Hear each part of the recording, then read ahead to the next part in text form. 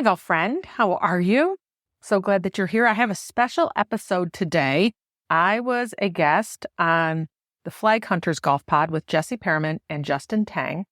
I've been on his podcast once before, and Jesse is an enthusiastic golfer, and he loves diving into the mental game and all kinds of different aspects relative to the game of golf. And Justin is one of the top teaching professionals in Asia, Singapore, really well respected, loves talking about the whole golfer, including the mental part as well as all the mechanics in the swing. He's a really great instructor.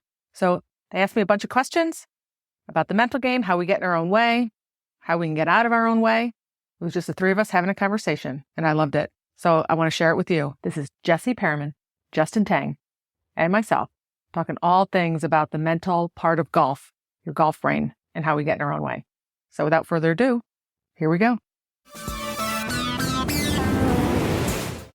So hello and welcome to the Flag Hunters Golf Podcast. I'm your host, Jesse Perryman here. Just in case you are tuning in for the first time, I've got two special human beings that I'm doing this podcast with today. And I felt that this was something that needed to be done for about the last 6 or 7 months. Justin and I have been talking about Kathy, but we've got Kathy Hartwood. She's been on the Flag Hunters podcast before. She is notably a golf mental coach and a life coach as well, and a very good one at that. And we've got Justin Tang. Those who are regular listeners know who Justin is, but those who are tuning in for the first time, Justin is one of the best teachers in the Orient. And one of my favorite things about Justin is his approach to teaching is very holistic. He takes into account not just the swing motion, but what drives the swing motion and everything that there is to do from getting better via the golf swing, short game, and anything that Justin can possibly think of. He takes the whole person into account. And that's the direction that we like to go here. And welcome you two for coming on. Really appreciate it. Thanks, Jesse. Yeah, thanks Hello, for having Kathy. me. Yeah, it's nice to be back. Yeah. So what, real quick, we'll start off on a light note.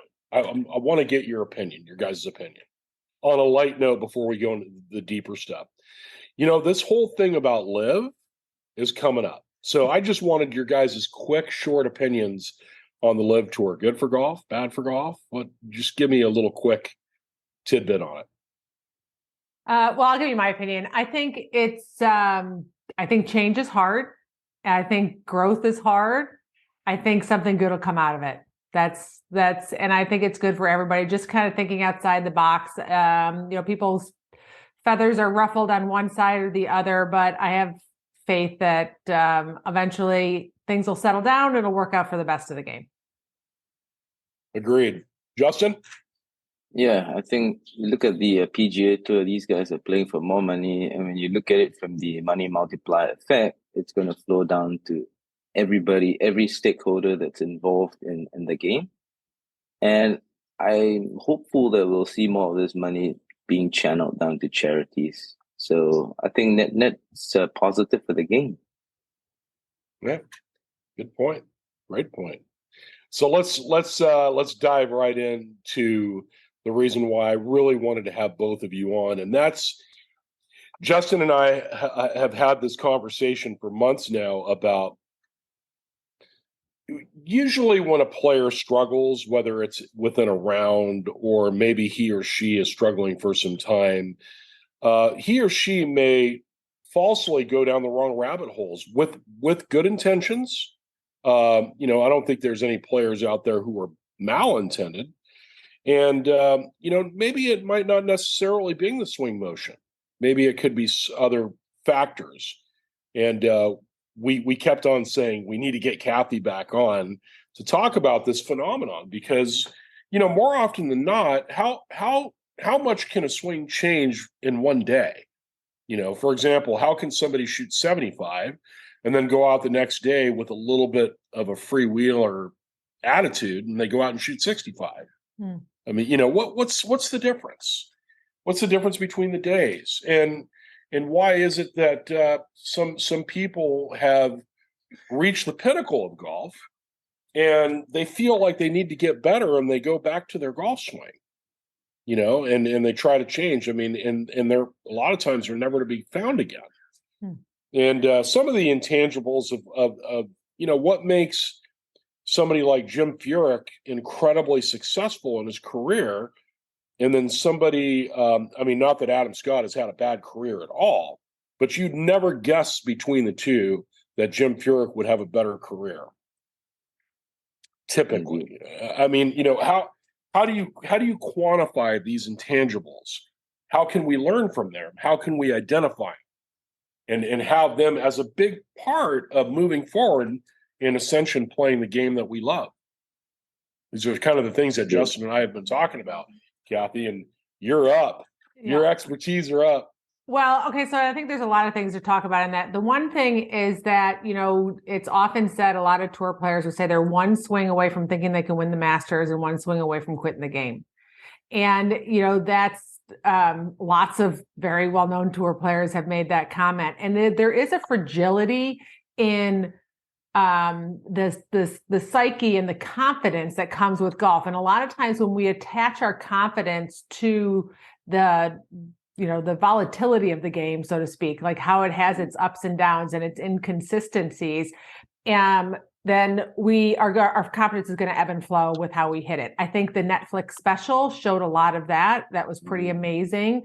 Watching that, I was blown away by some of the comments they were making. And you could see how a guy would go from the top of his game, Brooks Koepka, right? Go to the top of his game and he's sitting there going, I can't make a 7-footer. And then he goes, see, I can't make a 7-footer, right? And then we start feeding into the belief that we're broken or that there's something wrong and that we need to fix our swing.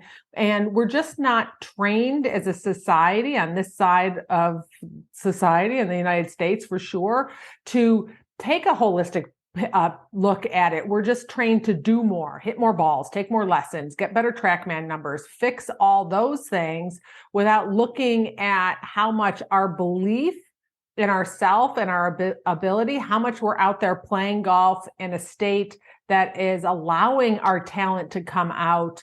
How much that is playing an impact on it. I tell my clients, I tell them it's common for people to sit there and go, I lost my swing. The saying, like, I lost my swing. It just went somewhere. I don't know where it went. I had it yesterday. I didn't have it today. And my point that I make to people is, how long does it take you on average to change your swing?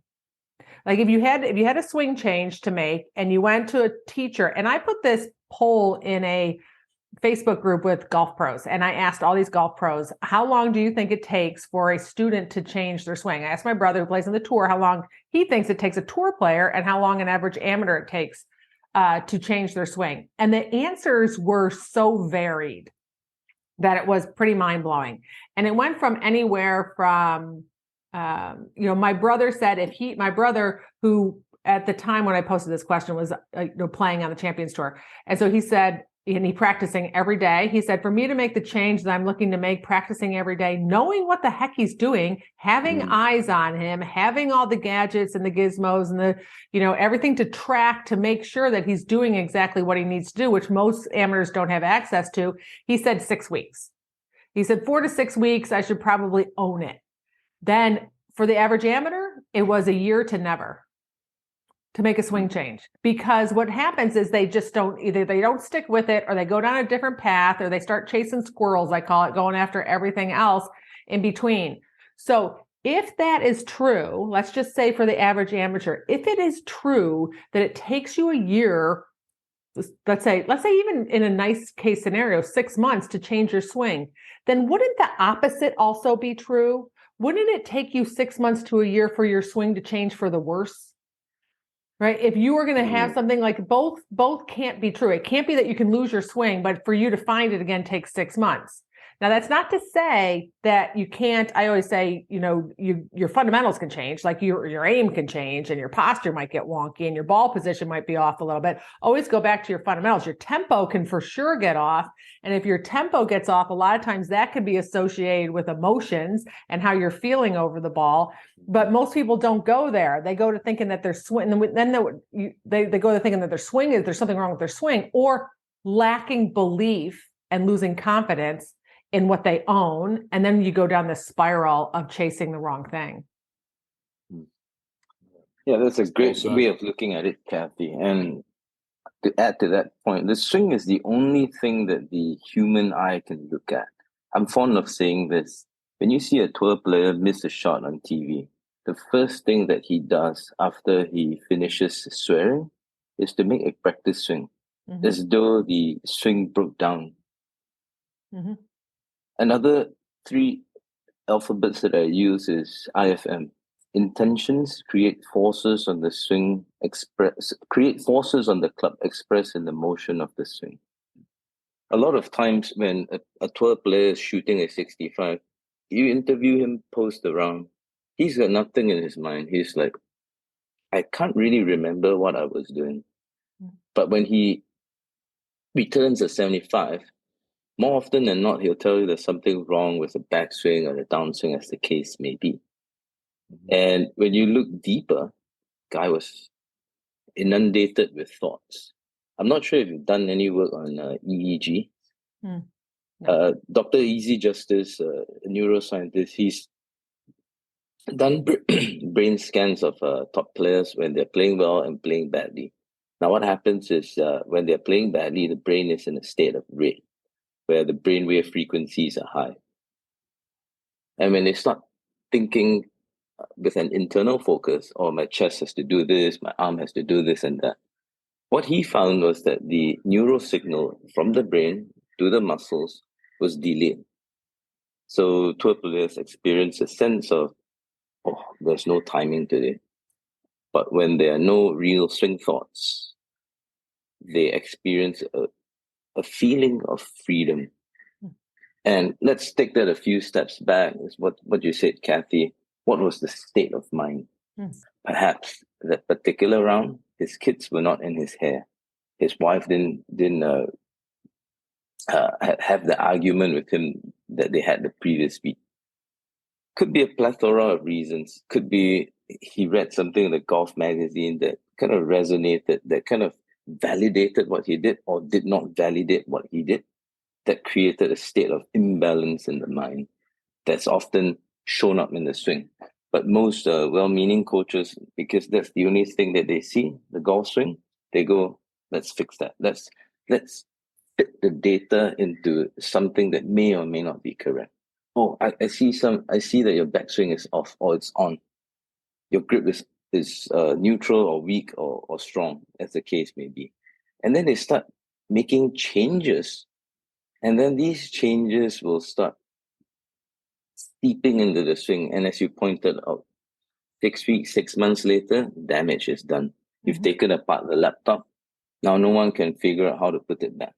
Or they can put it back, but it's not working as it should be. So to this point, I'd like to ask you also, Kathy, why do elite amateurs, when they make the step up to the next level, the promise that was often in the amateur career doesn't show up? And there are tons of names that I could present to you. Guys like Ty Tryon. Yeah, you mean as a top amateur going to the professional ranks, or just a top amateur taking it to another level of amateur? To the professional ranks. Okay.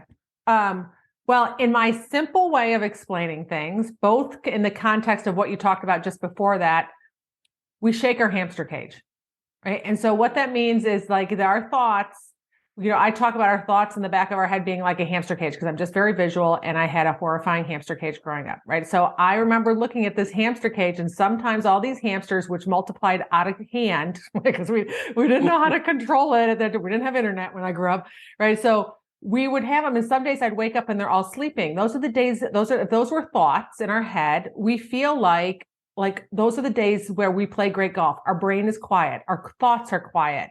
Right? We haven't created a lot of drama in our head. So it's very easy. I think a lot of junior golfers, in my opinion, have a lot of sleeping hamsters, right? Because they don't have a lot of life things shaking their cage. Mom and dad are taking care of them. We wonder why juniors have these beautiful paths. They're like, oh my gosh, if this kid stays on this path, he's going to be shooting, 43 before he know it, because it's like insane. But they haven't had enough life experiences to kind of rattle their hamster cage a lot.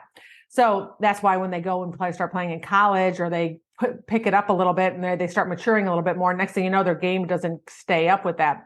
But anyway, back to the same point. So what happens is sometimes we go out and we shake our hamster cage. And what that means is that we rattle the back part of our brain and we freak ourselves out in little ways. We start putting our brain into this mode of fight or flight, or it starts thinking we're in trouble, right? If our brain thinks we're in trouble or we're in danger in some way, it doesn't have to be physical pain, but it can be social or emotional pain, then that's us shaking our own hamster cage. And when we shake our own hamster cage, the little thoughts wake up and they start chirping at us.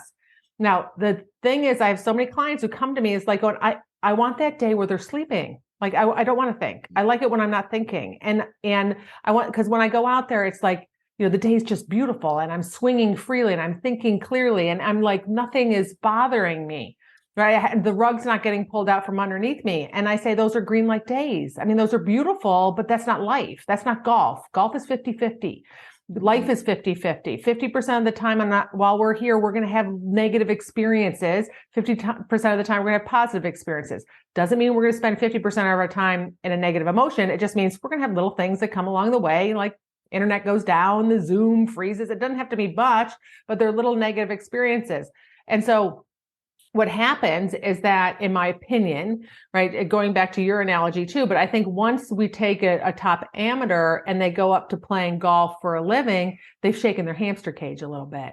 And now they're dealing with thoughts that they're not used to dealing with. They're dealing with fear maybe, or a lack of safety in their brain that they're not used to dealing with. Money changes a lot of things for people. I played for money. I tell people, I said, play amateur golf like you were playing for me, it was like a tank of gas. Like that was always what in my mind. I'm like, every shot was a tank of gas. As a woman, I didn't play for a ton of money, but also gas was really expensive back then. And it was just like in my head, I need a tank of gas to get to my next tournament. Right. Or that we're going to get, it's a different way of thinking about the shots and the risks that you take. You can turn it into any kind of amount of money you want relative to now, but we're not used to doing that. That's why a lot of amateurs will go out and they'll just take risky shots that if that was money, would you hit that shot? And so when you go from a top amateur to playing for money, there's an identity crisis. There can be some imposter syndrome that sets in for people thinking that they don't belong. Like that's my identity your identity is the language that you have about yourself, how you view yourself, right? And so they might not feel like they belong, that their game is ready. They wait for proof before they can start believing in that, which is going about it backwards.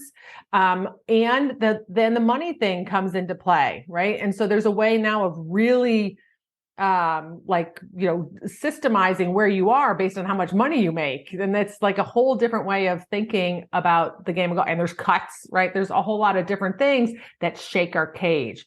But most of the time, I'm going to tell you that it has to do with identity. That's a great point about sleeping hamsters. I try to explain to parents who have teens that are transitioning into young adults. Yes. They treat the teen the same way, but I say, hey, they're going through puberty. They're going through real chemical changes and physical changes in their body. Like golf may or may not be the only thing in the life that they're grappling with. So you need to back off a little bit and let these guys grow up. And I think parents just look at the teen and say, hey, this is the progress trajectory. In 2.5 months' time, this girl will be on tour. Like it doesn't work that way, man. Yeah. It's 5 steps forward, 3 steps back, and then 2 steps forward, 1 step back. If it were that easy, everyone's going to be on tour. Anyone with any level of talent is going to be on tour. So I really like what you talked about, the sleeping hamsters. Some people go through life without the hamsters ever waking up, but that's very, very rare and unlikely. Yeah, I mean, you got mom and dad coddling you the whole time through. I mean, and you got everything taken care of if you're a junior golfer. You don't have to think about booking a ticket or getting, buying gas or worrying about money, or you don't have any of those things that would rattle a lot of other people's hamsters cages, right? Everything's taken care of you. You don't get the rug pulled out from underneath you. And then as you mature, especially going to junior golfers, right? As you mature and then your hormones kick in and now you got relationships and you've got all this other, different dynamics that are coming into play. And now you're like, okay, I don't know how to deal with all this because I didn't have the tools. I was never given the tools to take and taught how to manage all of them because I had parents who made sure I didn't have a hamster cage that got rattled. Right? We have a tendency to do this for our kids. I mean, I did it for sure for a lot of the time for my kids until I realized what the heck I was doing, because we don't want our kids to be unhappy, but we end up doing them a disservice because we don't allow them, we don't give them, we do this to our friends and we can do this to our students and we can do it to people in our lives where we don't give them an opportunity to struggle and figure out how to manage their mind, because that's a gift. Yeah. Gift. Grit is a gift. Yes. What a great point. I think a lot of young children these days are not allowed to grow up. There's this term in Asia, I'm not sure if it's prevalent in the US, we call them the strawberry generation. Oh, I'm a strawberry, I cannot be bruised.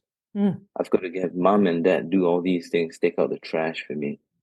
But for me, myself, I started work at the age of 16 and I was exposed to reality real quick. And then I go like, hey, hang on.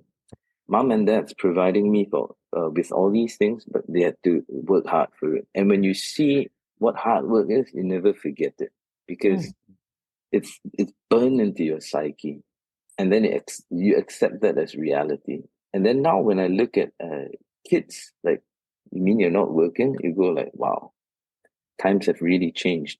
And then you wonder why they can't handle it when they make a bogey on the golf course. Yes, that's exactly right. They have no idea. They do not have the tools to manage their mind. They have not had things that have rattled themselves. They have not had negative experiences. So they don't know how to take a negative experience and pivot and they know that they're in charge of their emotions. They do not know that. They think it's something on the golf course. They think it's somebody on the golf course. They think it's the bogey, the divot that their ball is in. You know, they think it's the weather, the slow play. They blame it. That's emotional immaturity, where we blame it on things outside of them because we never taught them that they're in charge of their emotions. Now, listen, this is not a junior thing. Like 90% of adults don't know how to do this, right? That's why, you know, what I do is a little bit different than most people, because I deal with people. I say, how you do one thing, you do everything. So I think a lot of the issues that happen on the golf course for people are because they don't know how to manage their mind. I think golf rips the Band-Aid off and exposes our ability to manage our mind, right? Because when we're off of the golf course, we have all kinds of time. We can eat, we can drink, we can Netflix to manage our emotions. We can buffer through those things. On the golf course, you have a minute to your next shot. And if you're not able to get through the frustration or to process the anxiety or to know what to think so that you can create that feeling of calm or certainty or confidence where you're at the effect of the game of golf.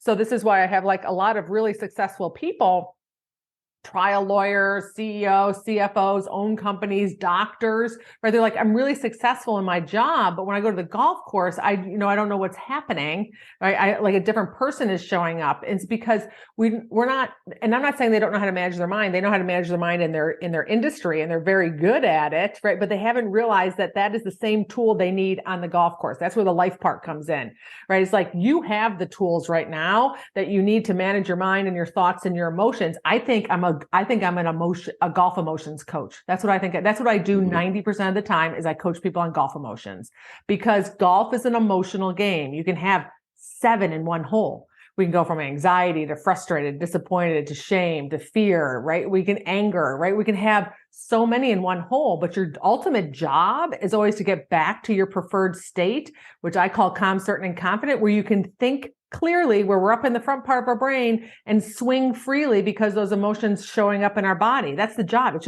just a job.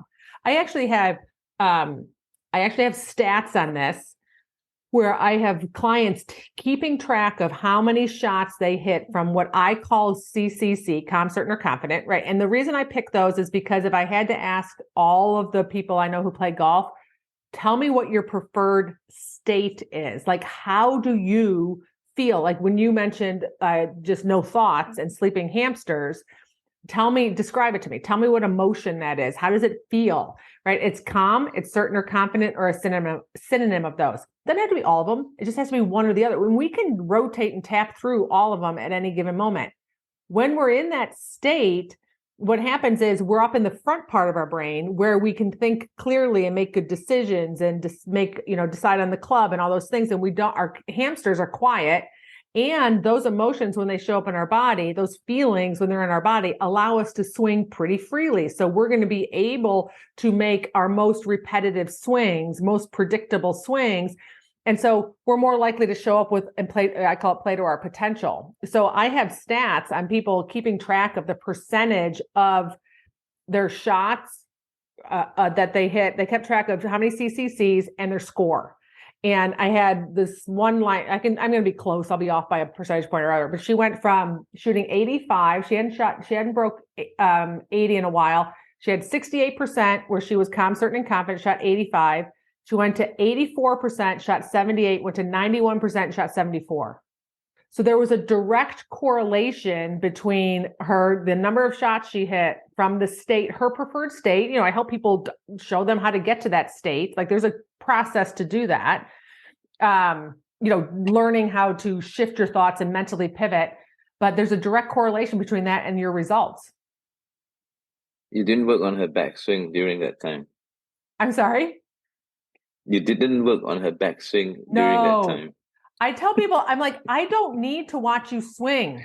I don't need to go to the golf course. I don't need there is you need to help people, people need to work on their swing and their mechanics for sure. If the way that we know that is that we just can't do it on the range. That's kind of the easiest way to decide, because on the range, we're pretty calm, we're pretty certain, maybe not so confident, but we're typically, we don't have a lot of things to shake our hamster cage, right? So our brain's pretty quiet.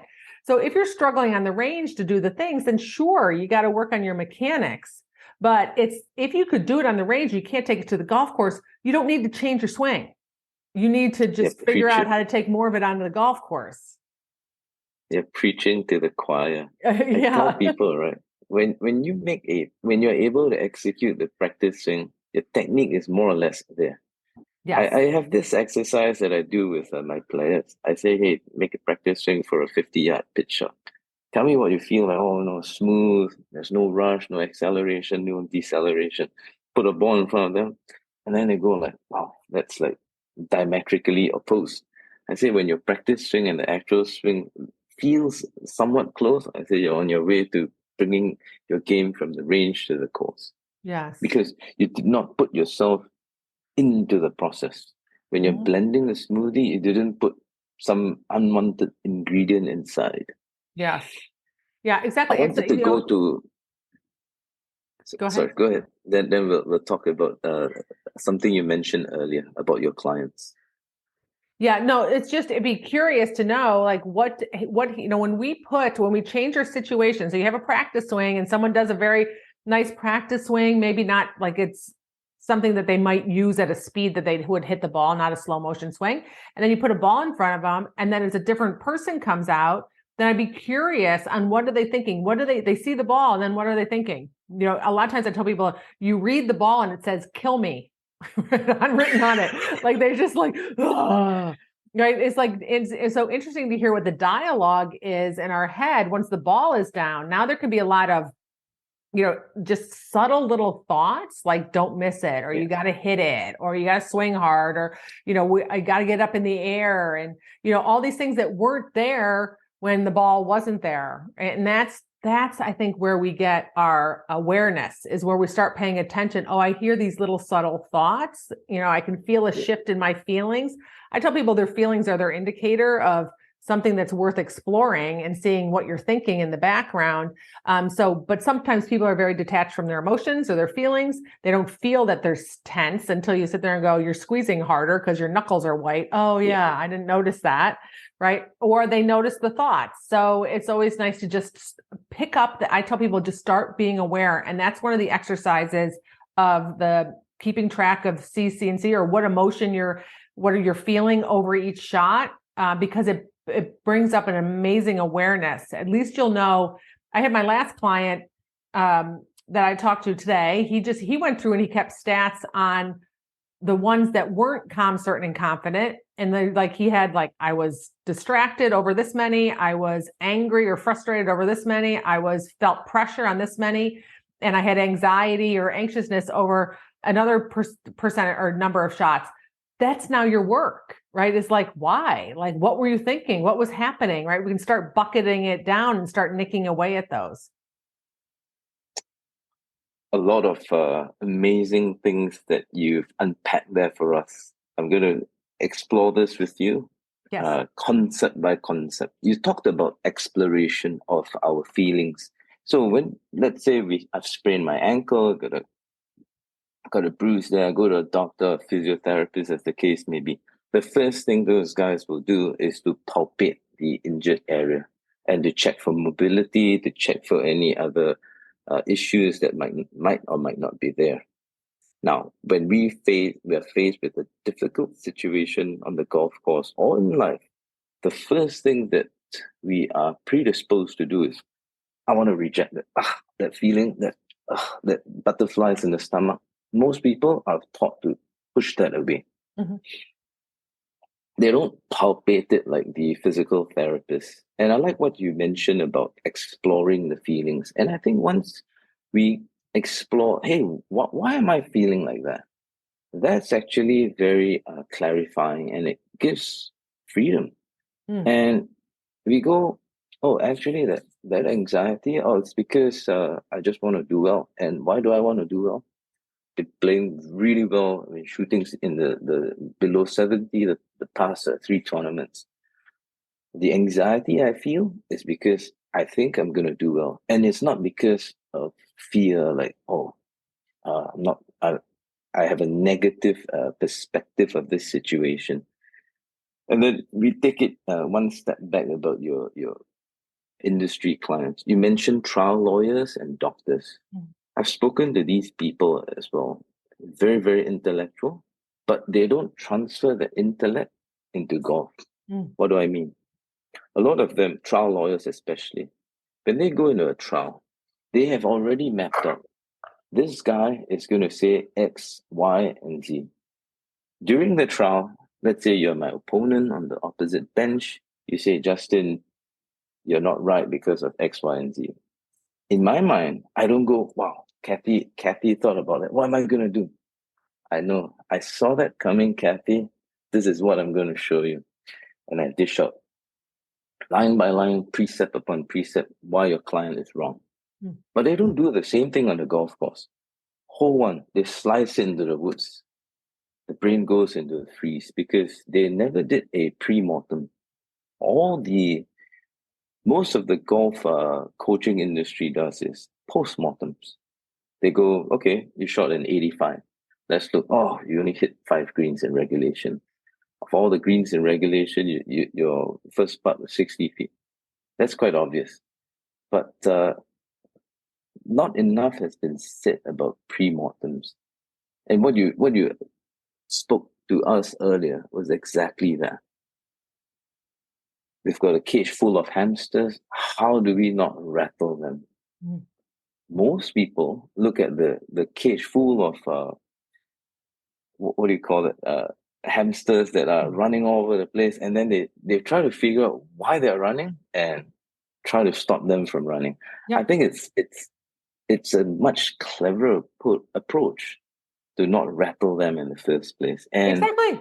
Don't rattle your emotions. Cage, right? I mean, how hard is that? Just don't rattle your cage.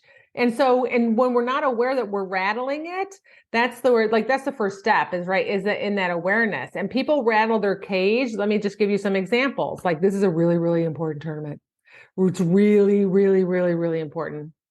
Okay, you just rattled your cage because what you said to your brain was how big of a deal this was. And you're freaking your brain out because you might have social or emotional pain, right? So the bigger of a deal that we make a tournament, the more we rattle our cage. The bigger of a deal that we make a putt, the more we rattle our cage. The bigger we worry about what people think about us, right, we rattle our cage. So when we can see the different ways that we just, we're just naturally going to rattle our cages a little bit as humans. We can't just the way that we're designed, but if we're onto it, we can minimize it, because what I'd much rather have is 3 hamsters awake than having 50 hamsters awake, because now I have a lot of work to do, right? Now I have now my brain is really, and I know we've all had this where we just feel like our brain is very busy with thoughts going around, like, and you can kind of see that one hamster that's on the wheel, maybe two are on the wheel, worrying over and over again, spinning thoughts around and around. And I always tell people when that happens, it's time to just slow down. And I think it's very helpful to write down your thoughts, right? Because let's get all the hamsters out on a piece of paper. And when I can see them on a piece of paper, we can see some of them are just totally ridiculous, ones that we can let go.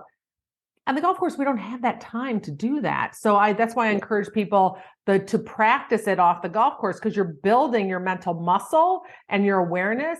A lot of people, I shouldn't say I don't like, but I don't encourage people to come to me right before a tournament, because it's like, you're putting out fires. I don't want to put out fires. I want to help you build the muscle of how to manage your brain in all kind of different situations, versus dealing with how you rattled your cage for just this one tournament and you try and learn that experience.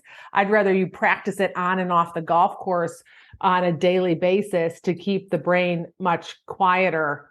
You made a great analogy. Or you didn't make an analogy. I made an analogy in my head when you were talking about lawyers.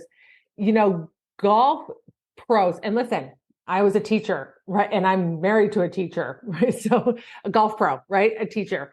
And so, but a lot of times we're more as teaching pros, kind of like doctors giving you a pill for something that ails you, versus figuring out why you got there in the first place. Like, not going, like, a lot of doctors in our society don't do that, right? They're like, oh, you have an upset stomach, let me give you this pill for this upset stomach. Not like, okay, you just had 17, I don't know, things yesterday that upset your stomach.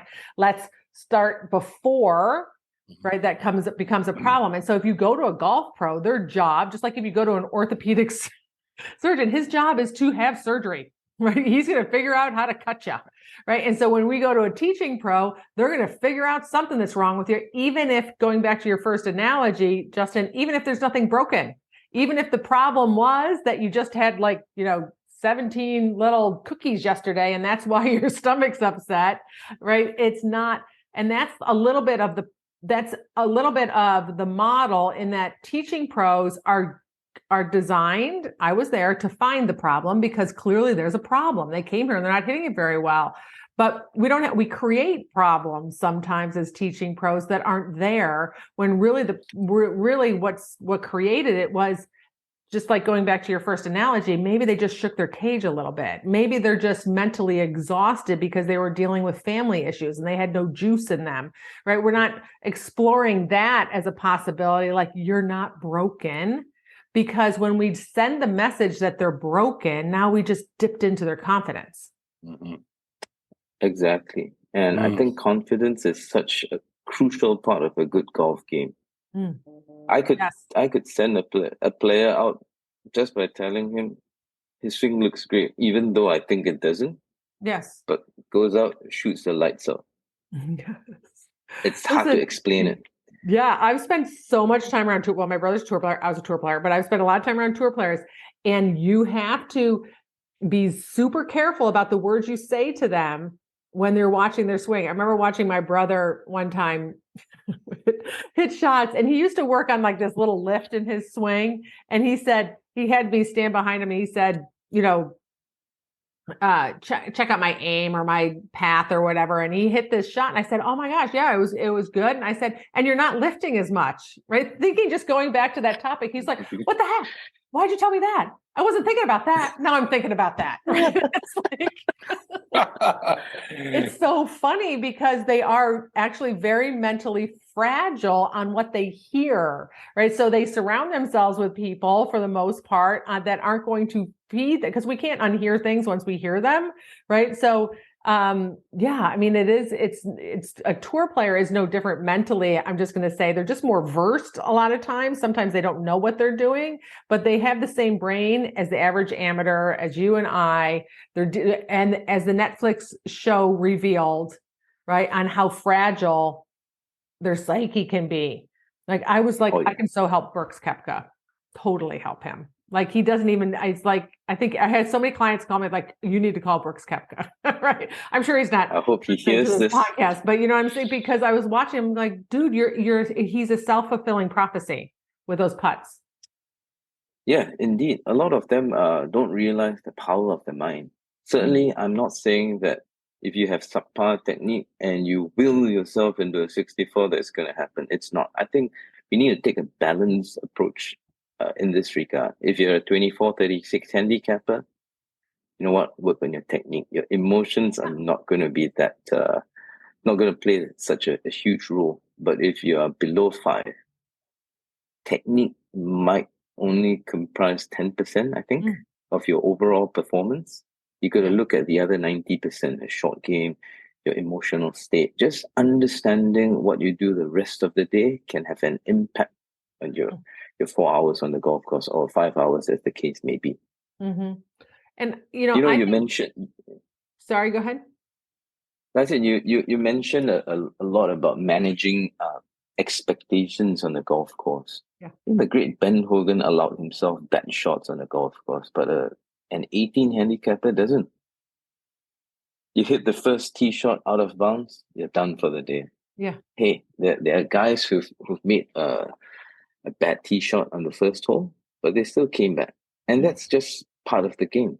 Once you accept that bad shots are the business expense of playing golf or tournament golf, it frees you up. Suddenly you're like, hey, you know what? That's just part and parcel of it. No one goes into business and says, hey, I don't want to pay taxes. I don't want to pay for staff salaries. That just is illogical. But a lot of people take that mindset onto the golf course. I don't want to incur any business expenses. All I want are profits. But there is a business cycle. Otherwise, everyone would be shooting 61s all the time. Tiger Woods would have 100 majors by now. But life gets in the way. Things just get in the way. You hit a great shot. Suddenly the winds change up there. The ball ends up in a bunker. You make a double bogey. That's just part and parcel of things. Just too many variables out there. Yeah, no, 100%. And then, it is about, if you play enough golf, you're going to have, I guess it depends a little bit on your number or your handicap, but you're going to have a double bogey or triple bogey on every single hole, right? It's like, if you put them into like a little lottery wheel, there's a shot that it could happen on the first hole. There's a shot it could happen on the 5th hole. There's a shot it could happen on the 7th hole or on the last hole. But what happens is, if it happens on the first hole, well, people think, now I'm off to a bad start. I've ruined my round, right? I'm going to have a crappy day. If it happens on the last hole, then they start thinking of themselves as a person who doesn't finish very well. I choke coming in. Maybe it's just part of golf. Maybe it was just in the wheelhouse of, it was a triple bogey or a big number was going to happen. It has the possibility to happen on any hole. And I think a lot of mid-handicappers for sure underestimate how much work it takes to get down to that 5 handicap, and then how much work it takes to maintain the 5 handicap.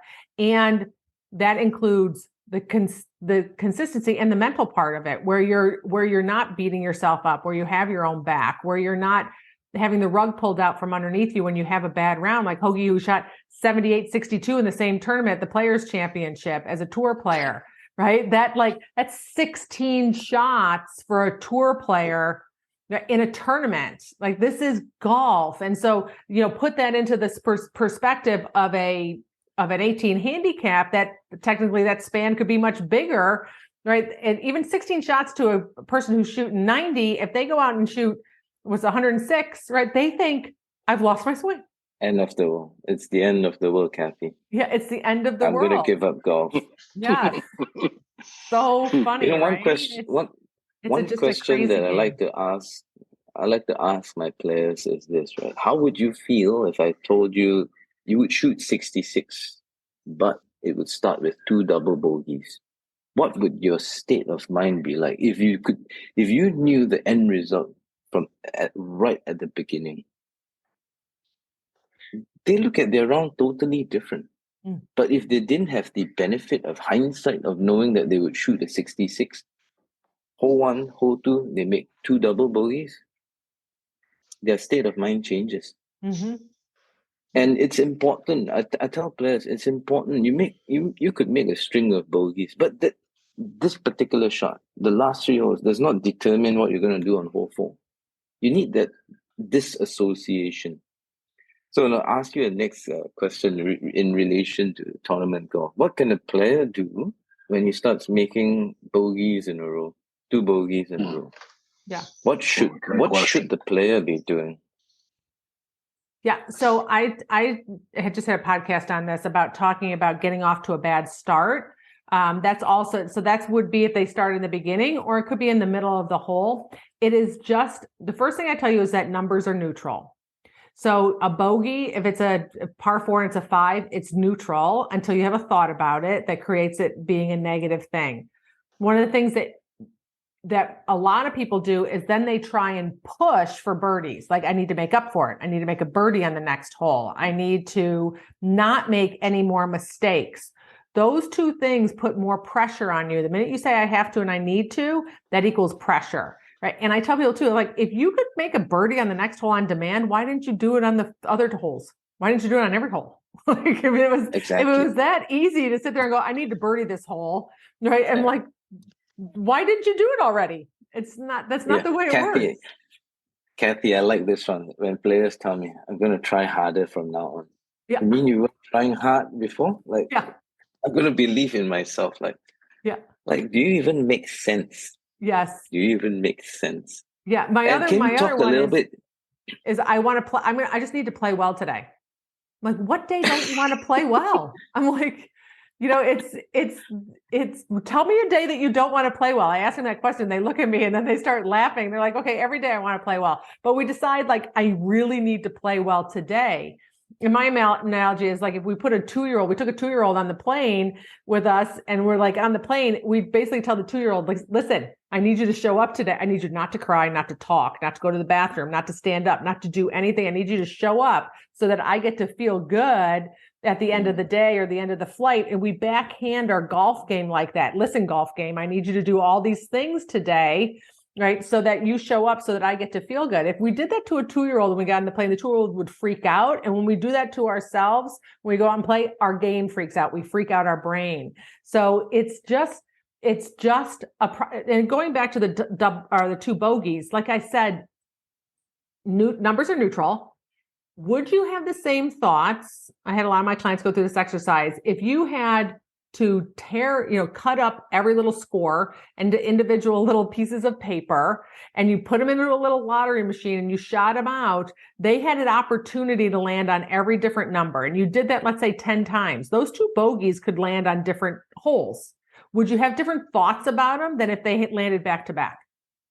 Right. So what's your dialogue in your head because you have back to back bogeys versus or double bogeyed the first hole, which equals 2 bogeys, right? So sometimes we can have a double bogey and we're like going, oh my gosh. But then we have 2 bogeys. We're like, all right, like it does 2 different dialogues in our head, same numbers neutral, right? Would your dialogue in your head and the story that you tell yourself change? And would it affect how you show up the rest of the round because numbers are neutral? The other thing is that about momentum, right? Momentum is a feeling that we create with our thoughts. So we can create bad momentum. Like, we can aggravate bad momentum by sitting there saying, I'm like basically have bad momentum going. Like, I got a bunch of bad holes in a row going. This is a problem. Or we can decide, because once we get just like if a momentum, like let's say a truck's going down a hill, as the truck's going down the hill and it's picking up momentum, for us to stop the truck and then it takes a lot of energy. And then for us to turn the truck back around to create better momentum takes even more energy. So when we can get that visual in our head, when we start creating negative momentum, because we made a couple bogeys in a row, knowing that it's going to take a lot of energy to turn it around, unless you're waiting for like a birdie to like decide to do that, which is not the way to go about doing it, then we want to be knowing that it takes that much energy. Then you go out with the incentive and the knowledge of not creating and making it mean anything, not creating that negative momentum, not saying that you're in a rut or things are going bad, or pushing and start making big numbers. You just keep plugging along, shot by shot, is hitting as many shots as you can from calm, certain, and confident, and slapping your score up on the board at the end of the day, and that's the best you had that day. Nicely put, Kathy. I want to back up a little bit where you talked about thoughts. Mm-hmm. So I think a lot of golfers, tour players especially, they don't understand the ironic process theory. They go like, "Oh, mid two bogeys. I should not do this. I don't want to do this and that." But they fail to understand that the brain doesn't understand don't or no. Mm-hmm. Don't think of a pink elephant sitting in a pool of mud. That's the first thing you think of. So what should players be doing to kind of stop the truck from rolling further downhill as it relates to the mind? How should you be thinking in that sense? Instead of using don't, what are good cues that players, what are healthy thoughts that players should be using to arrest that slide?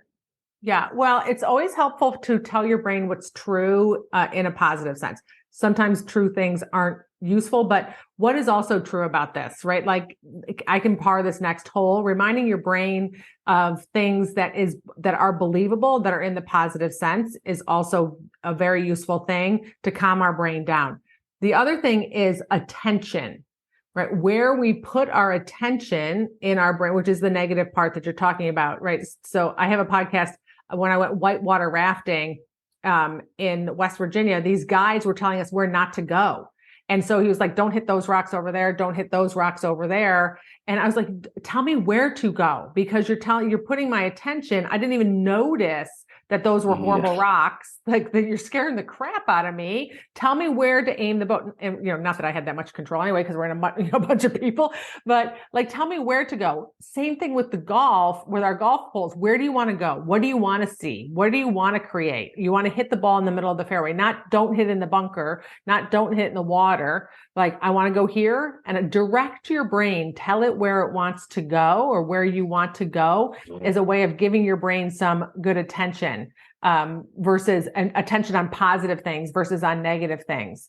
And then also just reassuring it on what is also true. Like, I had one player tell me when I went through the conversation about two double bogeys, or a double bogey is also two bogeys. And she had better thoughts about two bogeys than she did about a double bogey. So it's also true, right, that this is just two bogeys. Like, just keep going away. Like, there's plenty of holes. Like, anything that helps. If you were going to say it to your best friend, it's usually useful for you, because your brain wouldn't come up with it if it didn't resonate with you. So decide, what would you tell your best friend at this moment? Because we're not very kind to ourselves. But if you could think about those things, sometimes they're useful. I tell my clients to put them down on an index card and put them in your bag. The reason is because when we're in those moments where we're ticked off, or we're in bad momentum, or we're in the back part of our brain, we shut off access to where we can think clearly. And we're like, what the heck was those things that I wanted to say to myself? We just can't remember them. So when you have them written down in your bag or on an extra scorecard, and you pull them up, it recenters your brain up to the front part, where your prefrontal cortex, where you can start thinking clearly. And patience, just patience. Remind yourself, patience. Patience. To that, I would like to add another P word: probabilities. Yeah. If you're a player of a decent level, you have certain probabilities in the sense of you're going to hit X number of greens, make X number of putts. Sometimes it's just about being patient and let those probabilities play out. Yeah. Weeks that the probabilities play out, the really good ones, they start winning. And they carry on the momentum. They win 2 weeks in a row. And like you said, right, nothing's really changed in terms of the tangibles. It's all the intangibles. Oh, his family is traveling with him this week. He really feels at home, goes out, shoots the lights out. Yes. But what you said earlier, Kathy, like, too little is being said about these things in popular media because it cannot be seen. Most of these things can only be read. But in the glossy magazine cover, we can put Jesse Perryman's new swing method on the front. We can put Justin Tang's swing concept. That's easier to sell. talked about emotions. Nah, not to me. Yes, it's A lot very, needs to be said yeah. about mental fitness. I think there's a negative connotation attached to the mental side of things. Certainly in the 60s, 70s, there was a joke about these guys on tour, or Lee Trevino. I said, yeah, we've got a psychologist. His name is Johnny Walker or Mhm. Jim Beam. Yeah. That's the idea of that was the negative connotation. And I think there is a difference between a mental illness and mental fitness. Now, if you're Yeah. obese and then it progresses to hypertension, that's a physical illness. Mm. But if you can't run uh, a mile in a certain time frame, then it's a physical fitness issue. And I think when you look at it from a mental standpoint, there are physically unfit people, though they may not be mentally ill. They don't have bipolar disorder, for example, but they just don't understand how to use their mind. And a Yeah, lot needs to but be it's said about right that. off of the golf course too. Let's look at society. This is why I like bringing the life part of it. It's because most of us, if we don't know how to do it off the golf course, we're not going to be able to take it on the golf course. It's not like something magical is going to show up there if we didn't do the work or we weren't taught how to do it. I didn't. I played professional golf and I had no idea. I just knew I was underperforming and couldn't figure out why. But I also didn't own the skills off of the golf course. I was at the effect of my circumstances. I didn't know I was in charge of my emotions. I didn't know I could think whatever the heck I wanted. My brain didn't know if it was right or not. I just got to pick it and to think it. And so when I took back ownership over that, when I started thinking intentionally, right, everything shifted for me on the golf course. I wasn't playing for a living at the time. But what happens is people go on the golf course and they think there's a mental game. I don't like the term mental. It's no game to it. It's your brain. It's just your brain on golf, right? Let's learn how to manage our thoughts because it's, you know what happens when I coach people, their lives get better because they learn the skill out there. Their relationships get better. Their jobs get better. Their peace gets better, like about them because it is one skill. It's a life skill. It's a mental skill. It's a brain skill. And all you got to do is learn how to take it to the golf course and put it on speed. The speed of the game is golf. My parting shot is this: there is only one John Daly. I had someone say, hey, John Daly has his life up in tatters outside of the golf course. He can still do well on it. But there is only one John Daly. I told this student of mine. I think you got to look at it from a global perspective, systemic perspective. If a junior amateur doesn't have his life in control outside of the golf course, it would reflect that reality on the golf course. Can't even wake up on time, can't be disciplined on the golf course when faced with a risky situation. He's going to take the undisciplined approach. He's not going to stick to his process, check the wind, check the lie, figure out the risk reward probabilities. Mm-hmm. Yeah, no, 100%. I mean, if you can't manage your mind off the golf course, I don't know how you expect to manage your mind on the golf course when all your brain is doing is looking at all these different things that can freak it out. Water, out of bounds, people, score, results, double bogeys, balls and divots, plugged lies. All those things freak our brains out and it just happens on a faster level. And if you don't know how to manage it off the golf course, because we're just not taught how to do this, we go to fixing our swing. We go to taking lessons, and I'm not trying to take money out of golf pros' pockets because there is a role for that. But it's also, I tell people, I want you first to take what you own to the golf course. Keep working on your talent, but take what you own right now at this given moment in time out to the golf course, whatever that is. And coincide with that working on your skill set, on improving all those shots and those probabilities, right? But then I think that's exciting versus thinking that the answer lies somewhere on the range and you still take out. I mean, you can go and just increase your percentages greatly. You can have beautiful track numbers and like a pretty little swing. But if you let emotions get in your way on the golf course, you can't take it out there, right? So it's like that work is useless. That time is useless. Well, that's pretty strong. That's pretty strong, right, Justin? The mind basically holds the key to all your dreams. Mm-hmm. If you don't understand how to use your mind, it's like a it can be the best and worst of life. Yes. It's a double-edged sword. It can Yeah, give you because the it's best naturally a little experiences. negative, right? So but what happens is we limit ourselves in what's possible by our beliefs, right? So going out there and just, those could be set from all different kind of people in our life. But the more, if you think you can never break 90 or 80 or 70, you're never going to break 90 or 80 or 70. And so it's stepping into that belief even before you see it, right? Who do I need to become that is a person that breaks that number, that shoots that score on a consistent basis? What is that person believing and thinking that I'm not believing and thinking? Mm-hmm. And that's your work. Mm-hmm. That's it right there. That's it, Justin. Right there in a nutshell. This whole beautiful conversation. We could go on and on, Kathy. Yeah. Perhaps we should line up part 3 and part 4. Yeah, we really do. Yeah. I did want to say something. There's two things that I wanted to say. Well, the first thing is, I'm going to say that when Tiger influenced the tour, so when he first came out, he was head and shoulders above everybody, arguably at every level, and then the guys started catching up with him. The guys started hitting the ball as far as he did, and maybe some guys were hitting it further.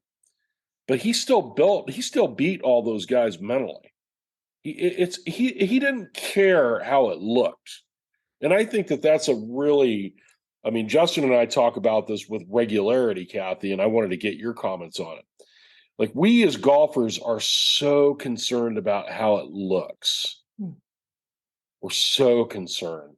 And Justin and I have been talking about, preaching this mantra, function over form. And that has everything to do with the brain as well. Some days it's just going to be ugly. Mm-hmm. But if you have a different perspective on it, that can be just as fun too. If you go out and hit, 3 or 4 fairways and you hit 6 or 7 greens in regulation and you still shoot even par, man, that's pretty incredible, right? Mm-hmm. So that's that side of it too that I don't think gets talked about with regularity. Okay, do you ever think about setting an intention, having people set intentions before they go play? No matter what the occasion is, whether it's a competitive round or a casual round. Are you asking me that? Yeah. Do you have people set I just got off the call. I'm like, what's your intention for your round tomorrow? It's and you have to set an intention, because what you're doing is you're giving your brain something to look for. You're basically just think about it as like, I'm putting my brain to work to look for something on purpose, because if you do not, your brain will look for something negative, right? You're going to take it. A hamster is going to take the wheel and drive the golf cart, and you're not going to like where it goes, right? So you want to decide who's behind the wheel and what your intention is for the day. And, sometimes, some of my favorite rounds of golf have been that scenario. Like, I hit it like crap. And I had to grind it out and focus and squeak out, a mid 70 number and in a professional tournament. And it was awesome. Like, I could walk off that course and go, it wasn't necessarily fun, but it was satisfying from the standpoint that I was able to do that work. If you golf and TrackMan and the way that we practice and learn the game now versus the way that I learned it, we breed perfectionism and perfectionists, right? Which is a little bit of what you were talking about, where we're not tolerant of mistakes. We're not able to sit there and go, how can I hit just knockdowns all day long to get around the golf course, because that's all I can do today. How do I can't hit a flop shot. If I need to just hit hybrid chips all day, I'm hitting hybrid chips all day, because that's what's working. And if we don't have that creativity in our brain and the ability to think that that's okay, then we're going to have a lot of volatility, I think, in our scores, because we're not always going to have pretty little shots and pretty little swings, but you still can make things work. That's why I think a good question for yourself when you're having a moment like that, where you're like going, yeah, I don't know what's coming out of my bag today, but I know I can do knockdowns and I can keep those pretty straight, and I'm just going to hit knockdowns all day. If you don't have the ability to ask yourself the question, like, what do I own today? What can I do right now? What's my next best move? Versus where is the pretty little shot? Then you're going to get stuck. Just like we said, Kathy, a pre-mortem. Not many golfers understand this concept of a pre-mortem. Yeah. And when you do, then you're going to start working on a safety shot. Yeah. A lot of juniors, a lot of elite players that I know, when the wheels come off, they don't know how to drive their cars with only 3 tires. Yes. They just don't. They just No. don't have the skills to do that. No, they're like, it's done. Just get me into the clubhouse. I'm done for the day. I've got nothing, right? Because they're not given. My dad was a scrapper. He took up the game later in life, maybe at 18 or something like that, or 19, like that was later, right? For his era. And I don't think he had any formal instruction, but he was a good athlete. And he would come back and say to my brother, he's like, yeah, I hit like 5 greens. I mean, something ridiculous. And like, I didn't do anything. He goes, 67. Like, it was like incredible the numbers he would shoot. And he was a really good golfer. And he would always just tell us, go to hit knockdowns. That's where I got that idea from. He's like, if you can't hit today, you got to hit a knockdown. Let's go hit knockdowns, practice knockdowns, because it's your go-to shot. And I'm not saying it's everybody's go-to shot, but I do think it's a safe shot because you're taking a shorter swing and, you're playing the ball back a little bit. You got a better shot at hitting the ball and, less can go wrong with a shorter swing. And so you have that little net underneath you. If things go wrong, or if I'm not feeling like I have control, I can go to this shot. And most time players aren't willing to do that because they're like, let me just make sure that I never need it, which is not reality. Boy, that's not reality at all. And this is going to lead me to my next question too. In a comment, Jack Nicklaus I think it was 1980, he won at Baltusrol. And I think I've said this story before. Anybody who's listening, just email me and correct me if I'm wrong. But I think it was in 80 when he won at Baltusrol. And he said that he didn't win the golf tournament on the last day. He won it on the second day when he shot 2 over. He was a little wonky with his driver swing, and he stepped up on the second hole and he snap hooked his driver. And he never took it out again for the rest of the round. He goes, I'm going to shelve that. I'm going to hit my 3-wood for the rest of the day and keep myself in this golf tournament, which he ended up winning. So he shot 74. Well, he shot a couple over that day, and he kept him in it. Now, how can we develop that sort of in-course discipline? How can we develop that presence, that awareness in the moment? Does that come with experience, being under the gun, so to speak? Yeah. I think a lot of it comes from experience, knowing that if I keep hitting this, I'm going to make big numbers. And being in tune with where your confidence is. Like, do I have any certainty or confidence over this shot? Because if you stand over a ball with doubt, right, what we do is we swing tentatively, right? We can like steer the ball going down the fairway, and that's just not going to work. But if I can stand over my 3-wood with more certainty, I'm going to make a more fluid swing. I'm going to relax and have more clarity. So that's my club. And so it's in timeout, right? So we know when to put that sucker in timeout sooner, it's that's just awareness. Like, how many times do you run into people who keep hitting their 3-wood as their second shot on a par 5, and they top it, and you're like, going, what are you doing? Just why are you hitting a 3-wood? Like, just go to do you like your 5-wood? Yeah, but it doesn't go as far. Who cares? Like, stand over the shot that you got a shot, or the club that you can make a freer swing is mental discipline. Yeah, great point. This game makes us, pardon the expression, but this game can potentially make us batshit crazy. Yeah. Goodness gracious. But to have that perspective, though, I think that's something that we can all shoot for as a part of mental strength, as a part of our own little safety net.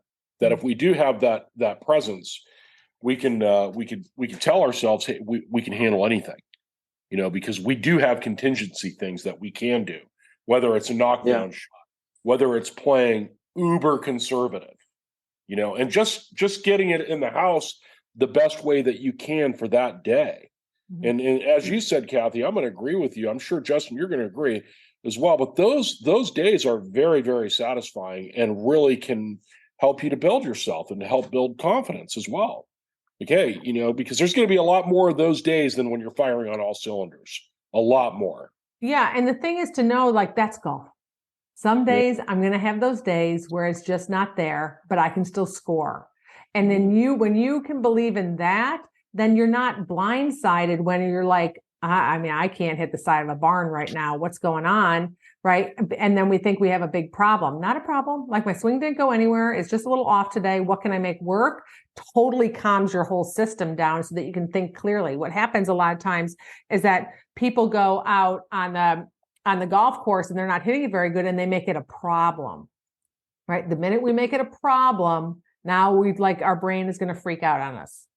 Right. The minute we make a double bogey a problem, the minute we make that we hit a wonky shot a problem, that there's a problem, meaning that something has gone wrong in the middle of competition, not something we either start diagnosing, which is not always the best thing to do, right? Unless we know how to diagnose well and we know exactly what's like, I got two things it could be, and I know that's these two things. Most of the time we're grabbing at straws, or we just kind of go to those questions that I said is like, what can I make work right now?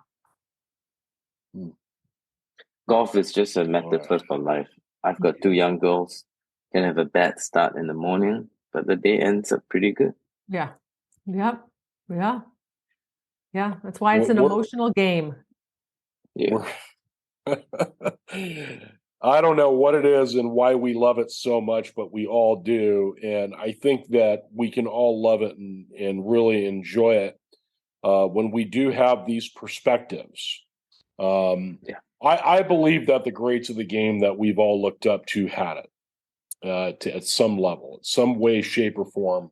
You can go back to Ben Hogan had the most horrific start that any human being can ever imagine. And he certainly turned a frown upside down. But I certainly think that his experiences in life helped prepare him to be as tough as nails on the golf course. You know, arguably the toughest athlete to ever play the game of golf, arguably. And I think that's important. And I also, too, I wanted to make a comment. I know we're winding down here. And I wanted to ask both of you this. Why in the heck are we so attached to the vanity of this game, of how our golf swing looks, or we are so attached to what people may think? There's so much external focus and reference on just kind of giving away our power of these outside attachments versus, function over form, having a great mental attitude, a great mental disposition, and being okay with that and being satisfied with that. Can any of you answer this question? Why are we so vanity focused, especially here in the U.S.? Because the game is slow, the ball doesn't move. It's easy to look at the action that's trying to propel the ball to a certain spot, over a certain distance. But other sports is very reactive. It's very difficult for the eye to just look at a swing. Whereas in golf, there is a pre-shot routine. There is a moment of silence before the takeaway is initiated, and this swing generally is not as quick as, say, a baseball swing or a tennis stroke. Yeah, I would tell you too that primitively we are a little tribal, and we're worried about getting kicked out of the tribe. So we worry about what other people think. So their opinions matter to us, and we don't because we care, because instinctively we're like, well, if I get kicked out of the tribe, our brain thinks that we're not going to survive as a species. We're going to have to figure out how to find food, right, and fend for ourselves. Freaks us out. So we care about what other people think. So when you're out there playing golf, we care that we can care what our swing looks like. We can care what people think of our game, what they think of our score, and what they think of our numbers. And that's what creates us becoming externally focused. And the goal in those situations is to care more about what you think about your game and your score, because we can't control what other people think. And knowing that it is just the natural instinct to worry about that. And then just really getting back to what works and appreciating the game and not caring so much. I coach so many people on worrying about what other people think. It's huge. Even Lee Westwood, when he played a couple of years ago, he played really well. I saw an article he wrote about when I stopped worrying about what other people think, everything changed for me. And he started playing so much better in his mid-40s. In his mid-40s as a tour player, he stopped worrying about what other people were thinking. It's just natural for us. And so that's why we become so externally focused on needing validation from outside people versus validating yourself. To that point, Kathy, I just want to add, actually, what happens is a lot of people don't actually care about us. We think people care more about us than they really do, but they don't. 100%. They really don't. They care more about themselves. They are also thinking about what you will think of them if they mess up this shot. Yes. Yeah. I tell people, when you're worrying about what other people are thinking, the thoughts that you think they have are the thoughts that you have about yourself. Yeah. Exactly. Told you, Justin. I told you, man. Talk about taking ownership of your game, from top to bottom. That's it. That underscores everything. A lot, at least. But I know that Justin has to go and we're winding it down. So I want to say thank you to both of you for coming on. I think this is the first part of this three-way conversation that we're going to have, because I think there's a lot of golden nuggets that we need to go down, and I'm sure a lot of people are going to be very curious. And I think that what you two have had to say today is going to go a long way to helping people get better. Yeah, honestly. I hope so. Indeed. I'm happy to help, happy to come back on. Thank you as always for including me. And Justin, I love chatting with you. Awesome. Yep. Yeah, Kathy, maybe you should tell our listeners how we can get hold of your That's services. right. Yep. Yeah. Well, I also have a podcast called Above Par, which you can find. It's, I talk all about this, what I'm talking about now, my language about how to manage your mind on the golf course. It's for think above par and play below par.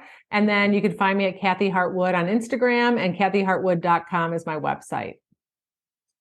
Yeah, I'm going to go ahead on Instagram. Go ahead, Justin. Can be found on Instagram at Elite Golf Swing. Elite Golf Swing. Awesome.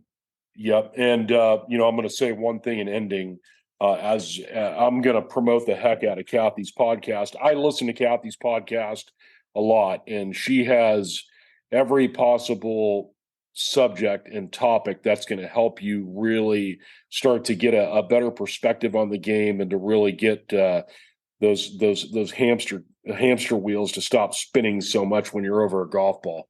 Mm-hmm. Goodness gracious, the gremlins are loud when we play this game, but this is also an opportunity not only to better ourselves on the golf course, but to gain a different perspective in life, and to help us in situations. We are slaying those gremlins with this podcast with Kathy. That's right. That's right. Yeah, okay, Kathy Hartwood, the gremlin slayer. Yeah. So once again, Justin is at Elite Golf Swing on Instagram.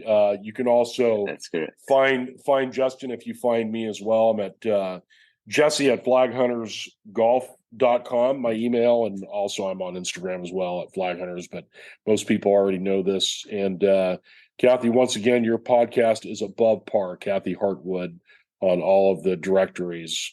And she has an excellent one. It's a 10 to 15 minute, real good way to start the day.